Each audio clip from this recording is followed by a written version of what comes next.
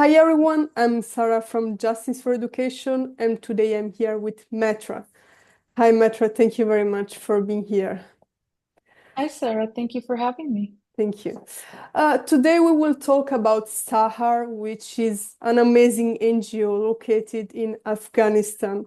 I will not take time anymore, and I will ask you, Meetra, to introduce a bit yourself and Sahar, this NGO. Yeah. So before I get into the introductions, I want to make a minor but important correction. Sahar Education is not located in Afghanistan. We're based here in the US. We're registered in Seattle, but all of our operations are in Afghanistan. Yeah. We work for in Afghanistan. But yeah, my name is Meetra Alokozay. I'm the executive director of Sahar Education. I am from Afghanistan originally. I was born and raised for the most part in the capital city, Kabul. And I went to school in Kabul. Unfortunately, girls um, aren't allowed to go to school anymore, but that's where I once went to school and learned and enjoyed creating a community for myself. Sahar Education is a small nonprofit organization based in Seattle, Washington. But like I said, we work in Afghanistan and we are dedicated to advancing educational opportunities for girls and women in Afghanistan and empower young generation and their families to lead thriving and peaceful lives.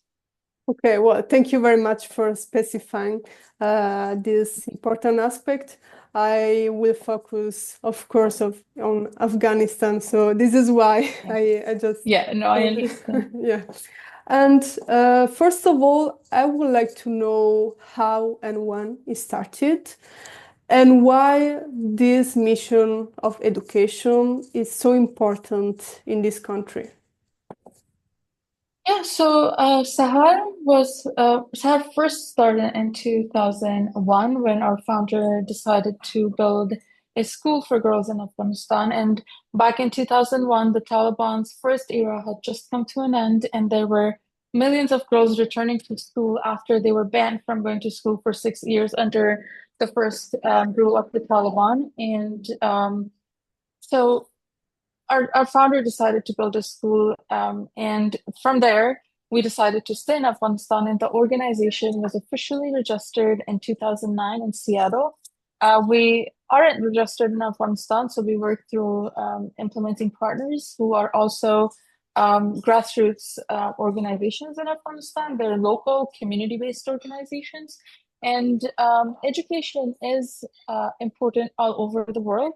And Yeah. today, the importance of education is much more immediate in Afghanistan because of the bans that the Taliban has put in place on formal education for girls beyond sixth grade. So, girls and women are not allowed to go to school after they finish sixth grade. They're not allowed to go to universities.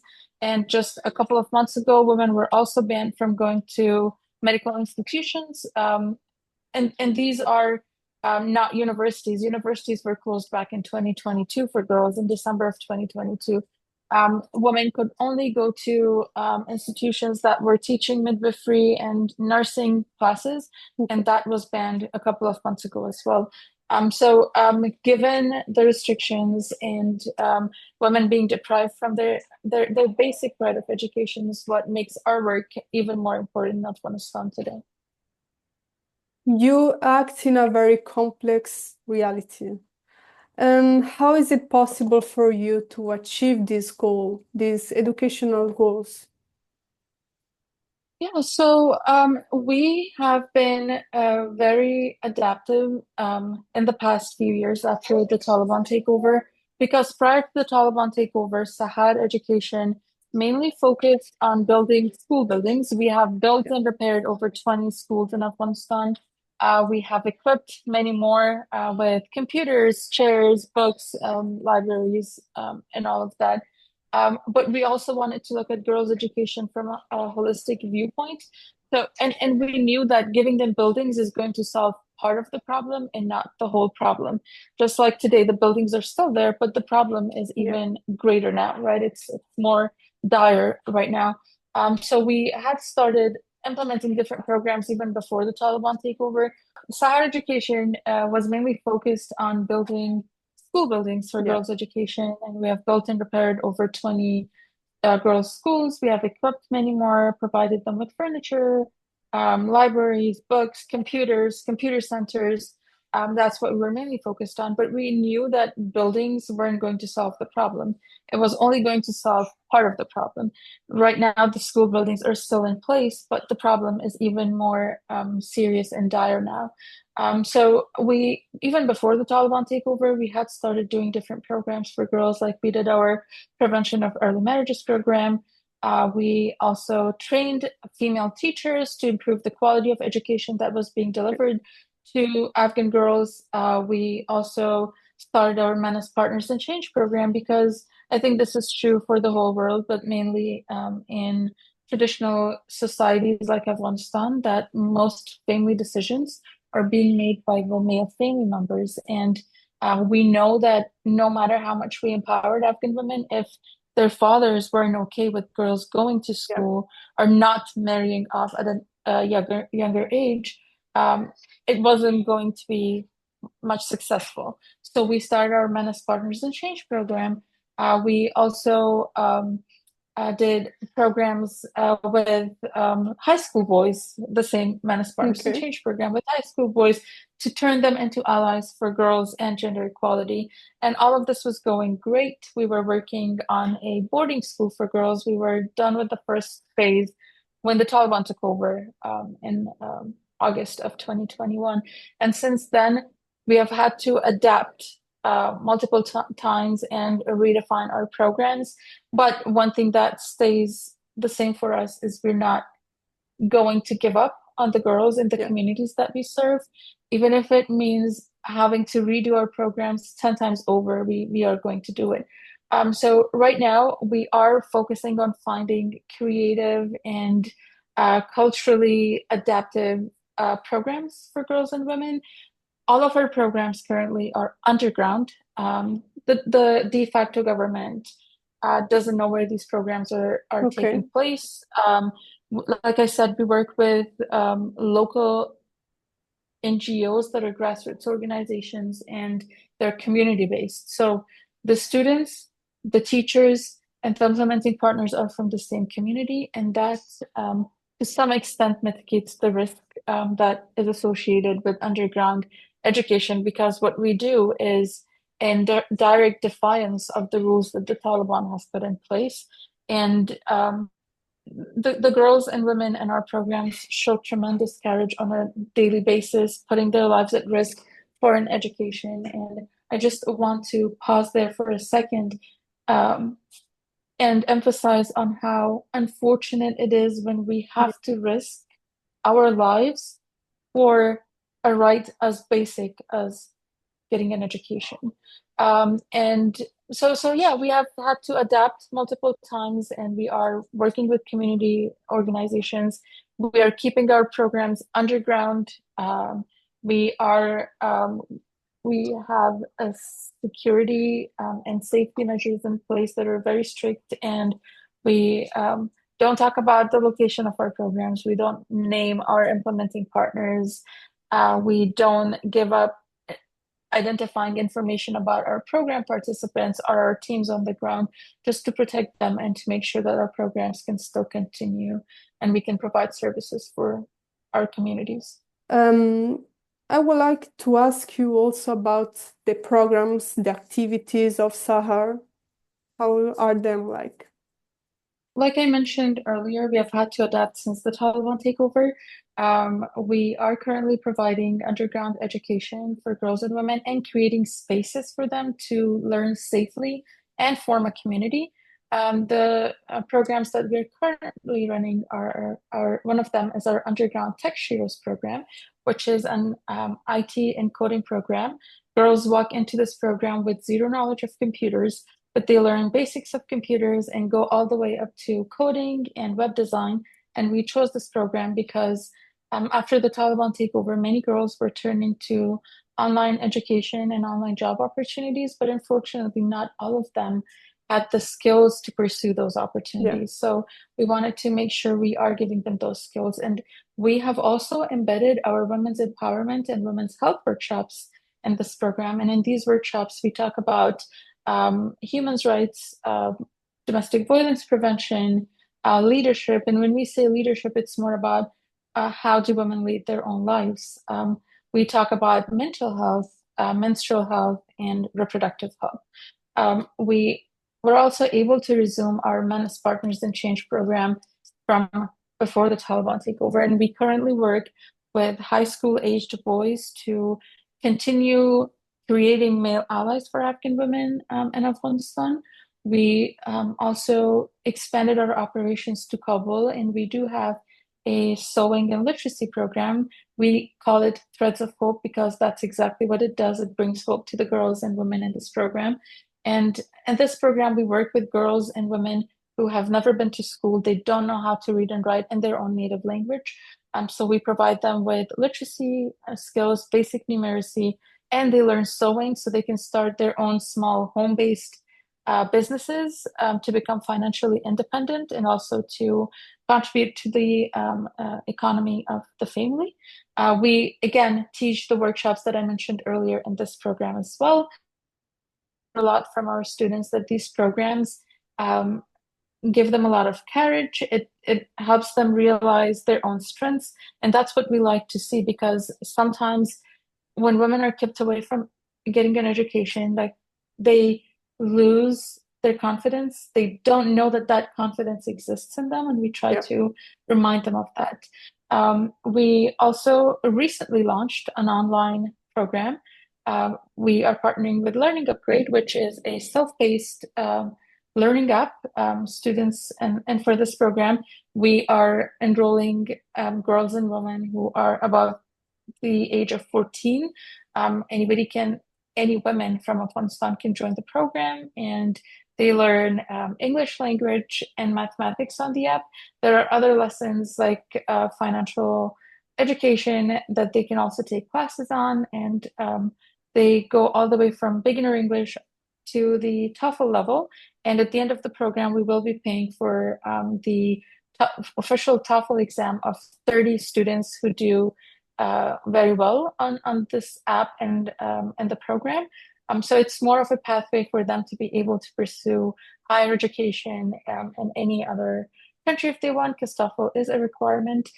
We are also partnering with Thrive program that gives out free Coursera licenses to Afghan girls and women so they can take courses in any field that they like and have a certification that can further help them in their career growth. And all of our programs, like I said earlier, are underground. The only program that we're doing online is the Learning Upgrade and our partnership with Thrive. All of our other programs are in person. So we are not only giving women skills and an education, but we're also helping them create a community for themselves.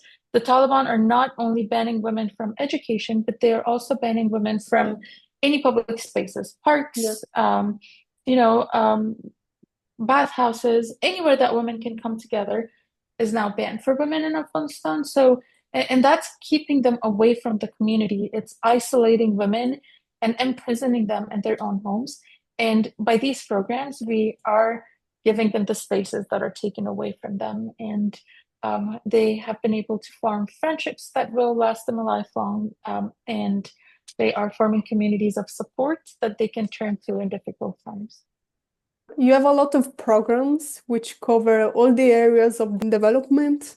So this is very a rich program that you promote. Thank you. And also, Thanks. I think this aspect of community is very important because if a girl or a woman comes to a place and see that there are other people like her that made this action of courage, she will have more courage to return. So this is very important. Yeah, thank you, Sarah. I think one thing that you say that it's very interesting is that you have said about families. Families need to be okay with the fact that girls need to study. The mentality needs to be changed. Is it a work of mentality? Yeah, so I don't want to give a message that Afghans or all Afghan men are not okay with girls going to school or getting an education. There are millions of men who are supporting their Yeah. daughters and their sisters, and there are so many fathers who are devastated by their girls not being able to go to school. So by no means I'm trying to say that Afghans or Afghan men are not okay with their daughters or sisters going to school. Um, Instead, when I said our NPC program, that program mainly focused on uh, prevention of early marriages, letting girls go to school. It's a holistic program where we talk about women's rights and gender equality, but from a male perspective.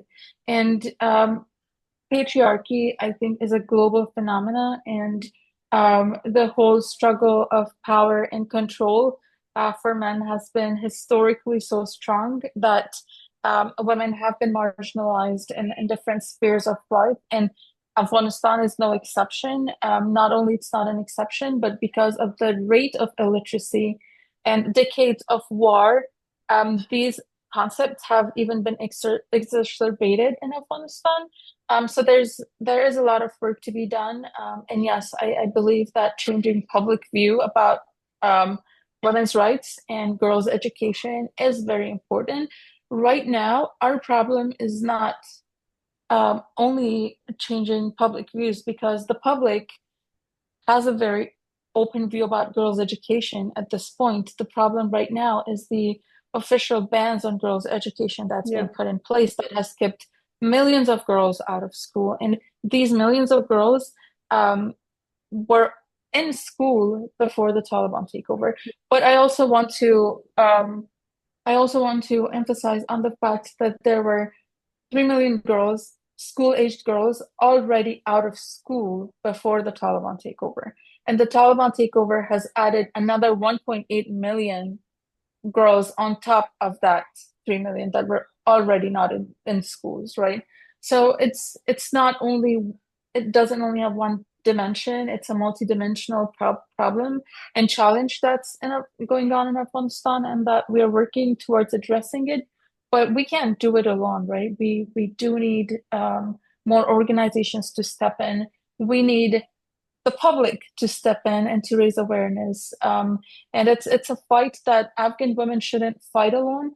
Afghan women are resilient, and the fact that they're still showing up to get an education, regardless of the bans and how strict those bans are, is a testament to the fact that Afghan women are resilient, they're brave, and they're very smart. The girls in our programs are teenagers, and they already have their futures figured out, right? They already had, before the Taliban takeover, they already had a career path put in place for themselves that are now just snatched from them. So Afghan women are smart, they're resilient, they are hardworking, and they would do anything to get an education. All we need to do is show up for them and support them, and that's what we have been trying to do. Well, thank you very much for your words. And in this way, we can understand better the reality, a reality which, in us geographically, is distance for a lot of people. And sometimes it's not easy to understand how is it possible that this is going on. And I would like to ask you a question, which is, how is the life of a woman in Afghanistan that didn't receive education and the life of a woman that had access to education, so we can have a better perspective how is like in the real life, what's the difference? Yeah. Honestly, the difference is life-changing. A woman who is educated in Afghanistan has choices. They have the choice to pick a career. They have the choice to pursue a career. They are independent financially, and they are able to lead their own lives in a sense. And they can choose what they want to become, right? Although the social pressure is always going to be there, and it is difficult to be a woman in any part of the world. But more so, and like I said earlier, in traditional societies like Afghanistan, being a woman was never easy. Even for me growing up, I had access to education. I had a family who supported me to get an education, but there were still challenges that I had to go through to get an education. But really, regardless of all of the challenges, an educated woman in Afghanistan gets to choose for herself. And um, data has shown that women who are educated do not marry off at a younger age, which in itself decreases the rate of domestic violence, it decreases the rate of forced marriages, it improves women's health. When women are educated, they know about their health. They're not married off at 16, at 14, or even younger. It improves women's health, women's autonomy. I think one thing that education gives a woman in Afghanistan, like anywhere else in the world, is power. Um, uh, Education is power. They get to choose a life for themselves. Unfortunately, on the other hand, a woman who's not allowed to get an education or doesn't have access to an education is dependent on family members financially. And that in itself creates that imbalance of power um, with gender norms and the fact that the woman has to rely on a male family member to provide for her. Early marriages, the number of early marriages rise, of course, because she's not financially independent. She doesn't know better for herself, or even if she knows better, she can't choose better for herself. She doesn't have her voice, the autonomy to choose for herself. And so I believe it's the difference is, again, life-changing. An educated woman is an empowered woman, and a woman who hasn't had a chance to get an education has fewer opportunities to become empowered and to choose for herself and to lead her own life in her own terms. Yeah. Well, in this complex context, I would like to know which are your hopes for the future regarding education, but also regarding like early marriage and rights, human rights. What do you hope for the future?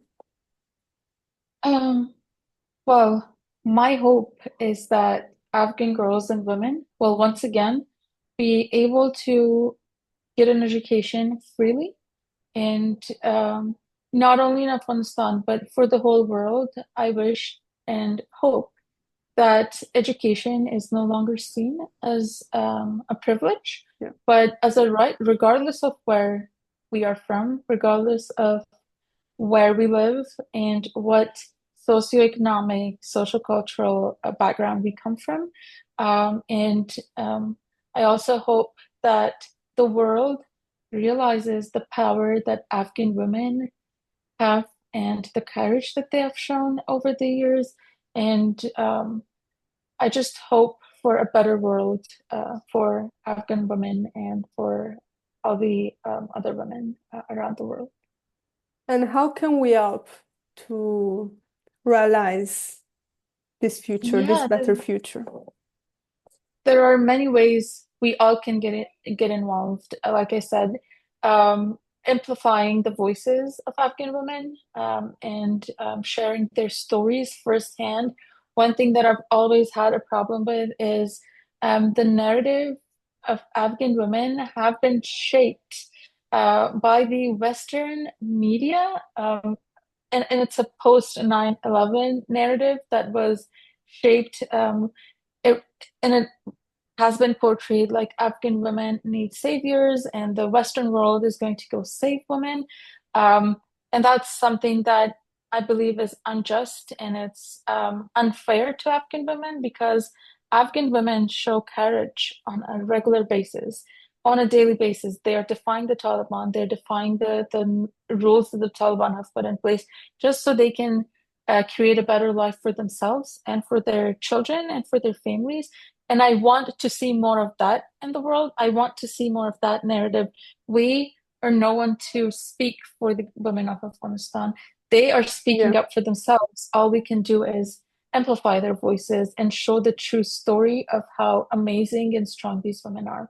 So amplifying Afghan women's voices, letting them tell their own narrative, their own stories, rather than us saying it for them. Find an organization that you believe in their mission. It doesn't have to be Sahar, but if it's Sahar, of course, that's even better. But just find an organization that is fighting for the same cause, that is fighting for girls' education, and that you believe in them and donate to them. Share about the work that Sahar is doing, or other organizations like Sahar is doing. There are other amazing organizations that are working alongside Sahar and creating this ripple effect that is very important in today's world and in today's Afghanistan. Um, and believe in Afghan women's potential, believe in their ability, and know that they are fighting a fight that most of us would have given up long ago. They are showing that courage. Just even if it's believing in them, that's all it takes. And the most important part is raising awareness. Unfortunately, the world has been a very sad place lately with everything going on in Palestine and um, Ukraine, all over the world. The issue and the problem of Afghan women have been sidelined, and not many people talk about it, although it is a very serious and very painful situation, and it's a collective responsibility of all of us to raise awareness about it, to address the situation, and to get the international community involved. So, talking about what's going on in Afghanistan, talking about the struggles Afghan women are going through every day, the way they're fighting it is important. So, raise awareness in any way, any form that you can. If you have a platform on social media, talk about Afghan women. If you don't have a platform, you have friends that you guys talk to, just talk about Afghan women and what they're going through. Raising awareness can go a long way, and it can even spark an amazing change that could be reaching out to our political leaders, to our representatives, and asking them to take an action and take a stance against what's going on in Afghanistan. well, I think that if someone helps in some way, it means that the person believes that a better future is possible. So I think that we truly believe it's not just about words, it's about truly believing that it's possible a different future, a future in which maybe the help of NGOs will not be needed anymore because things are Yeah. equal, and everyone has the same rights to study, to be themselves. So I see this light in your words, and I can see that this is the light of the people that believe in it and work for it. Yes, yes. And I highly believe that together we can create a future where every single girl and woman can learn and lead. And together it's possible. And the change that Sahar has been creating in the lives of Afghan girls is not something that we have done alone. We have had amazing supporters who have believed in Afghan women and the work that we do. That's why we are able to create this change. So um, I think it takes every single person to create that change, and together, great things are possible. And here there is the question that I always ask in the interviews, which is a personal message. So is there is something that you want to tell to the people that will listen this interview? Oh, to everyone listening, um, education is power.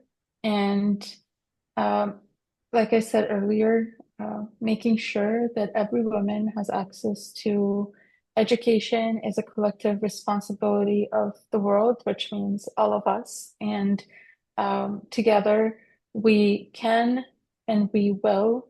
Uh, be able to make the change that we are wishing for in the world. And we're all powerful. We all have a voice, and our voices have power and effect. And I really hope that we use that voice in the ways that matter to us and the ways that can make the world a better place for every single individual, including Afghan women and girls who deserve it. They truly, just like anyone else, they deserve a better life, a better future.